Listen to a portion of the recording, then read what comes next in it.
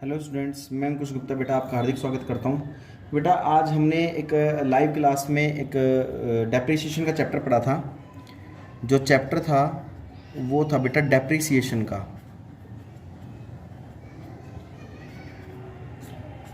किसका था? डेप्रिसिएशन का चैप्टर था। अब डेप्रिसिएशन का जो चैप्टर बेटा, इसमें से 6 या फिर 8 मार्क्स का ज़रूर आता है क्वेश्चन। आपके 11th में 6 या 8 मार्क्स का ज़रूर आता है, 110% आता है। ठीक है, तो डेप्रिसिएशन होता क्या है? डिक्रीज इन वैल्यू ऑफ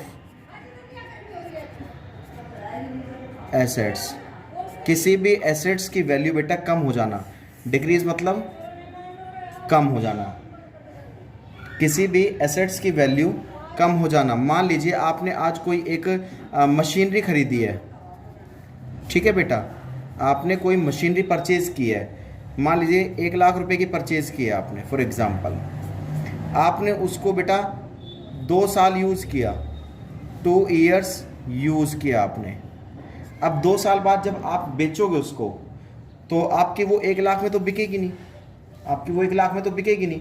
बिकेगी कितने में? मान लीजिए फॉर एग्जांपल आपकी बिकी 80,000 में 2 साल बाद, क्योंकि 2 साल तक तो आपने यूज़ किया है, पूरी 1 लाख की थोड़ी बिकेगी आपकी। अब वो 1 लाख की थी, 80,000 में बिकी है, तो जो बेटा डिफरेंस आया 20,000 का, वो आपने यूज़ कर लिया।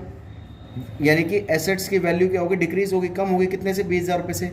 That is called as a depreciation. किसी भी एसेट्स की वैल्यू कम हो जाना वो क्या कहलाती है बेटा? डेप्रिसिएशन कहलाती है। अगेन आई रिपीट, मान लीजिए आपने कोई फ़ैन खरीदा। ठीक है, पंखा। फैन मीन्स पंखा।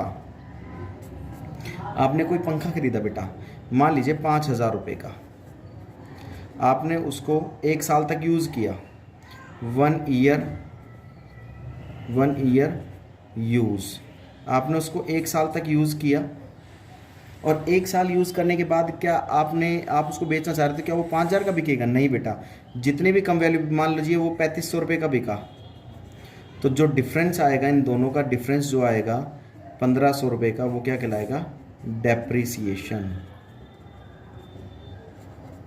क्या कहलाएगा बेटा? वो डेप्रिसिएशन कहलाता है। तो मेरा कहने का मतलब क्या है कि डेप्रिसिएशन क्या होता है? किसी भी एसेट्स की वैल्यू कम हो जाना, that is called as a depreciation. किसी भी एसेट्स की वैल्यू कम हो जाना क्या कहलाता है बेटा?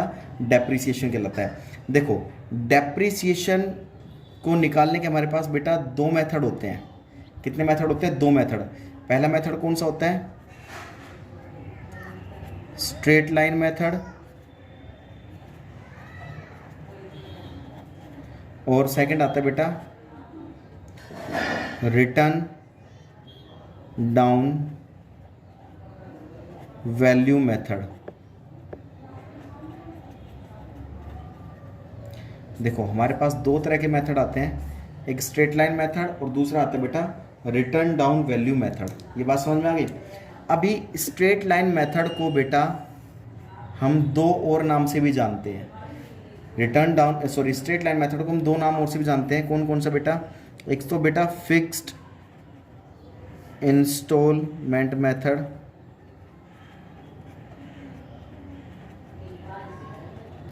और एक हम जानते हैं बेटा ओरिजिनल कॉस्ट मेथड। ठीक है, तो कहने का मतलब क्या है? स्ट्रेट लाइन मेथड को हम 2 मेथड के नाम से भी जानते हैं, एक तो फिक्स इंस्टॉलमेंट मेथड और ओरिजिनल कॉस्ट मेथड। जबकि रिटर्न डाउन वैल्यू मेथड को भी हम 2 तरीके से जानते हैं। पहला मेथड क्या आता है बेटा? इसको और में कर दिया रिड्यूसिंग बैलेंसिंग मेथड और डिमिनिशिंग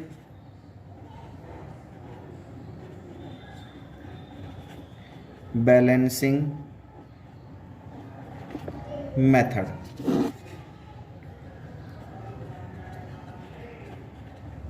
तो दोनों का मतलब आपको समझ में आ गया होगा मैं कहना क्या चाह रहा हूँ। स्ट्रेट लाइन मेथड को हम दो मेथड के नाम से भी जानते हैं। स्ट्रेट लाइन, इस स्ट्रेट लाइन मेथड को हम किस किस नाम से भी जानते हैं बेटा? स्ट्रेट लाइन मेथड को फिक्स इंस्टॉलमेंट मेथड के नाम से भी जानते हैं, और हम किस नाम से जानते हैं? ओरिजिनल कॉस्ट मेथड के नाम से भी जानते हैं। जबकि रिटर्न डाउन वैल्यू मेथड को हम रिड्यूसिंग बैलेंसिंग मेथड के नाम से भी जानते हैं और डिमिनिशिंग बैलेंसिंग मेथड के नाम से भी जानते हैं। सो कम टू द पॉइंट, हम ये बात अब डिस्कस करना चाह रहे हैं कि डेप्रिसिएशन को कैलकुलेट कैसे किया जाता है। Calculate the value of depreciation.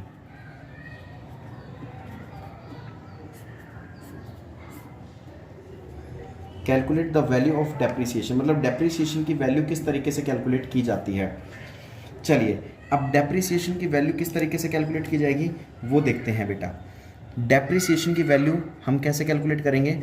For example हम यहाँ पर एक चीज़ देखते हैं क्या, कि एक तो ओरिजिनल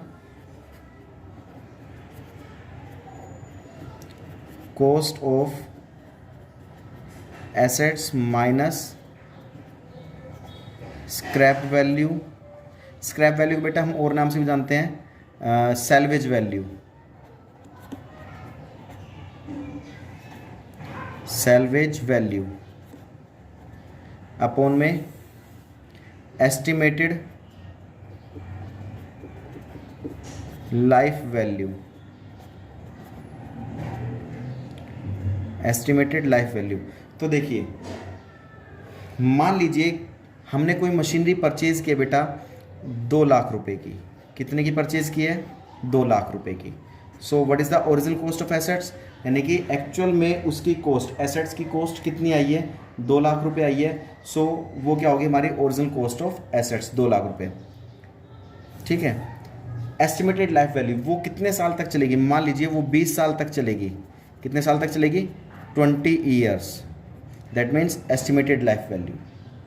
20 साल बाद उसकी वैल्यू बेटा आपकी रह जाएगी 20,000। कितनी रह जाएगी? 20,000। दैट मीन्स स्क्रैप वैल्यू कह लो या फिर सैल्वेज वैल्यू कह लो, SALVAGE, सैल्वेज वैल्यू। ठीक है। तो यहाँ से हम क्या कैलकुलेट कर लेंगे? Calculate the value of depreciation. कितना आ जाएगा बेटा? 1,80,000 अपॉन में 20 ईयर्स। तो 1 0 से 1 0 कट गई। कितना आ जाएगा बेटा? 9,000। ये जो आपका आएगा ये बेटा आ जाएगा आपका डेप्रिसिएशन। क्या आ जाएगा बेटा आपका? ये डेप्रिसिएशन आ जाएगा। तो डेप्रिसिएशन निकालने का फॉर्मूला क्या है? जितने की आपने मशीनरी खरीदी दैट मीन्स ओरिजिनल कॉस्ट, ठीक है, life value minus scrap value divided by life value, वो कितने टाइम तक वो चलेगी। ठीक है। अभी इसी डेप्रिसिएशन को अगर मान लीजिए वो आपसे कैलकुलेट करना चाह रहा है परसेंटेज में, कि हर साल 9,000 रुपये आपका डेप्रिसिएशन लगेगा, यानी कि हर साल आपकी 9,000 रुपये की मशीनरी यूज़ हो जाएगी। अगर वो आपसे परसेंटेज में कैलकुलेट करवाना चाह रहा है कि परसेंटेज में कैलकुलेट करो, तो आप कैसे करोगे? इसका फॉर्मूला क्या है? डेप्रिसिएटेड वैल्यू अपॉन में ओरिजिनल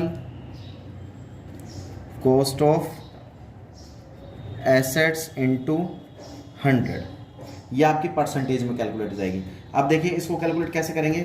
डेप्रिशिएटेड वैल्यू, डेप्रिशिएशन कितनी आई है? 9,000 रुपये आई है, अपॉन में original cost of assets. Original cost of assets कितनी है बेटा?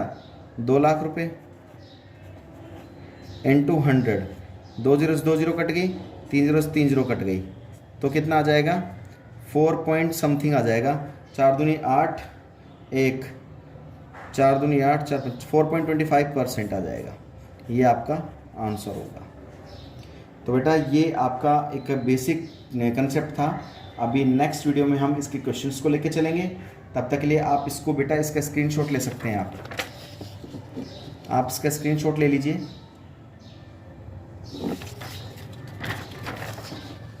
तो बेटा इस क्वेश्चंस को, इन टॉपिक्स को अच्छे से समझिए, और जितना आपको समझाया जाता है उतना अच्छे से करिए, पढ़िए, समझिए। और फिर भी कोई दिक्कत आती है बेटा हमसे डिस्कस कीजिए, लेकिन बेटा रेगुलर पढ़िए। जितना रेगुलर पढ़ोगे उतना ही आपको अच्छे से समझ में आएगा। और डेली का होमवर्क बेटा डेली कीजिए। अगर आपकी कोई प्रॉब्लम होती है तो हमसे कॉन्टैक्ट करके आपके पास कॉन्टैक्ट नंबर होंगे सभी के पास, तो हमसे डिस्कस कर सकते हैं। तब तक के लिए जय हिंद, जय भारत।